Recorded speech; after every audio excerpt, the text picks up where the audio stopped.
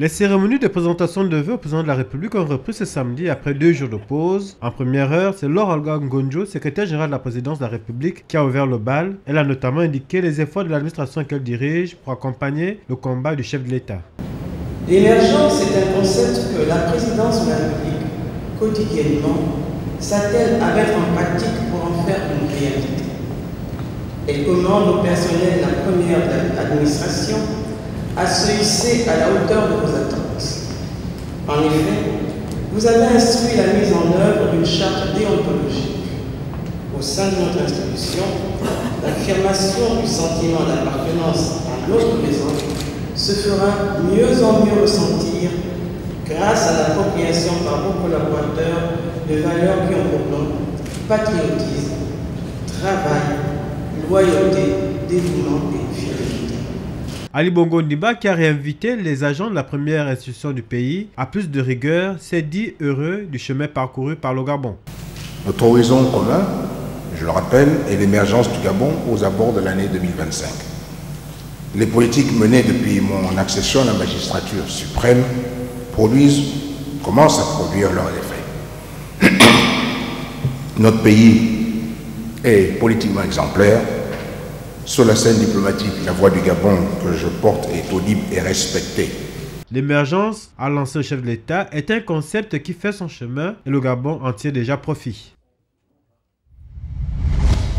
Parrainé par le professeur Marc-Louis Ropivia, recteur de l'université Omar Bongo, et sous la supervision de Madame Monique Mavongo Bouyou, doyen de la faculté de lettres et de sciences humaines, le département de littérature africaine a fêté vendredi les 10 ans du département et surtout a rendu hommage à Pierre Mansart. Parmi nous les témoins, parmi nous les héritiers de M. Pierre Mansart, il y en a comme moi qui ne faisons pas de distance, qui ne creusons pas, qui ne mettons pas de l'écart entre les littératures africaines et Pierre Mansart. Il y a comme une relation toujours déjà métonymique.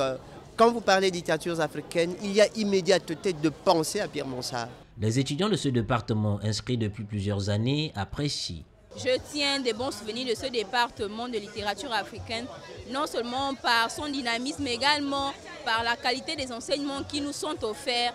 En 10 ans d'existence déjà, le département regroupe ou encore met déjà sur pied, présente déjà 3 maîtres de conférence, plusieurs maîtres assistants et de nombreux enseignants aussi qui viennent d'intégrer le département.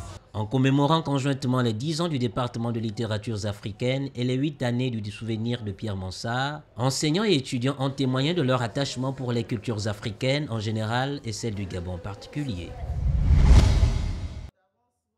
Donner de la place aux femmes fut l'une des promesses d'Ali Bongo Ondimba au moment de son accession à la magistrature suprême. La 5e année de sa présidence venant, les femmes ont bien pris position dans les affaires, la politique et l'administration publique. 5 femmes illustrent aujourd'hui parfaitement ce pouvoir féminin dans un Gabon où les femmes sont vraisemblablement plus nombreuses que les hommes. D'abord, Rose Francine Rogombe, cette magistrate de 72 ans est présidente du Sénat depuis 2008. Elle est la 2e personnalité du pouvoir. Il faut citer ensuite Marie-Madeleine Bouranto, pour certains la dame de fer, elle qui dirige depuis plus de 20 ans la Cour constitutionnelle. Laure Olga Ngonjo fut pendant 22 ans une proche collaboratrice de Omar Bongo Ondimba. Après ce long séjour au palais présidentiel, elle a été notamment ministre des Affaires étrangères et à plusieurs reprises ministre de la Communication. Depuis le 14 janvier 2011, elle est secrétaire générale de la présidence de la République. Madeleine Baird est l'image de la femme d'affaires qui a connu le succès au Gabon. Elle est connue pour diriger le cabinet de Deloitte. Elle a donc une forte expérience en conseil juridique et fiscal. Elle a été élue il y a 2 semaines à la tête de la Confédération patronale gabonaise, la plus importante association de patrons exerçant au Gabon. Rose Christiane Osukara Ponda, 50 ans et 2 ans déjà, passée à la tête du stratégique ministère du budget, des comptes publics et de la fonction publique. Elle a conduit avec rigueur de nombreuses réformes au sein de cette administration. Il y a quelques jours, elle a été désignée par son parti, le PDG, pour affronter Jean Eyguendo et Jean-Boniface Assélé lors de l'élection de maire de Libreville. Elle deviendra ainsi la première femme maire de la capitale gabonaise. L'ascension d'autres femmes montre évidemment que la femme gabonaise participe désormais à la construction d'un pays qui ambitionne d'émerger d'ici 2025. 42 délégués des 6 ligues de basket réunis ce samedi en Assemblée générale extraordinaire ont retiré leur confiance au bureau fédéral pour non-application de l'article 13 des statuts. Comme vous le constatez, sur les délégués présents, 42 au total, soit plus de 2 tiers des membres de la Fédération gabonaise de basketball, les délégués ont opté pour la destitution du bureau fédéral et cela conformément à nos statuts.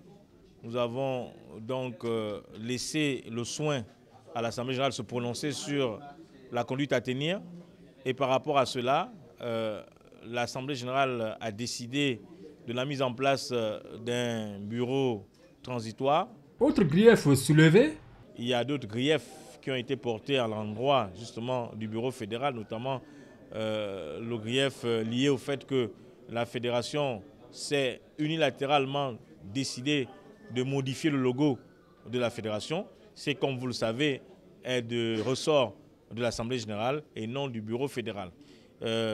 Nous pourrons également citer d'autres paramètres qui ont été soulevés par les délégués, mais je crois que vous étiez aux travaux, vous avez constaté comme moi que les 42 délégués présents ont refusé d'accorder la confiance au bureau fédéral. Les 42 délégués présents se sont accordés sur l'installation d'un nouveau président et d'un comité provisoire en charge d'organiser une assemblée générale élective le 1er février prochain.